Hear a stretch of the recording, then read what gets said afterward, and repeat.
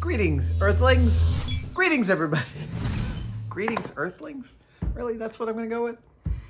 Hey, everybody. Adam Savage here in my cave, taking questions from tested patrons and answering them here on my phone. This question comes courtesy of Feed Williams. F-I-I-D. Feed. Fid Williams says, I kind of want to know. Do you want to know or do you kind of want to know? I kind of want to know what the Adam approach to organizing Tupperware would be, since it's always a visual cacophony, but not in a good way. We have some Tupperware in our house, and we have some takeout containers.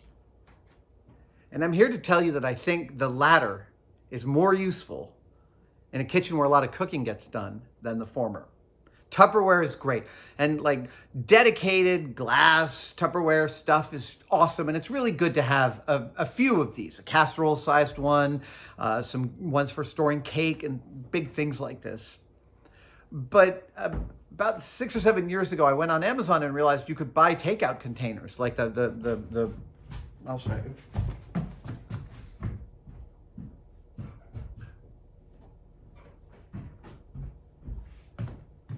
This is made for epoxy and paint mixing by Total Boat, but you know, containers like this, the stuff your rice would come in from the Chinese food restaurant, and lids.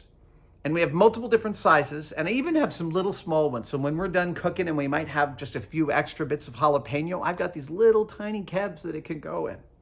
But you asked how I store it. I will tell you that the hero Tupperware, the good stuff, gets stacked all on. Always the lids are kept with the pieces, because if you lose the lid of a specific piece of Tupperware, it's awful. So they're put together with the lids and stacked inside one of our kitchen cabinets. And there's no rhyme or reason to that. They're just stacked big to small in a tower. Yeah, it is a visual cacophony. And I'm blessed that I have a lot of storage space in my kitchen. But the takeout containers, we've got like probably, I don't know, 75 separate little containers of different sizes. Some small ones, bigger ones, taller ones, narrower ones, square ones, etc.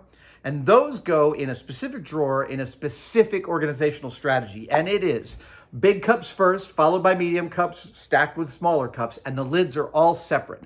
The specific round containers we use all use the same lid. So we've got like 75 of those, and the cups all go in stacks. It allows for a nice tight packing.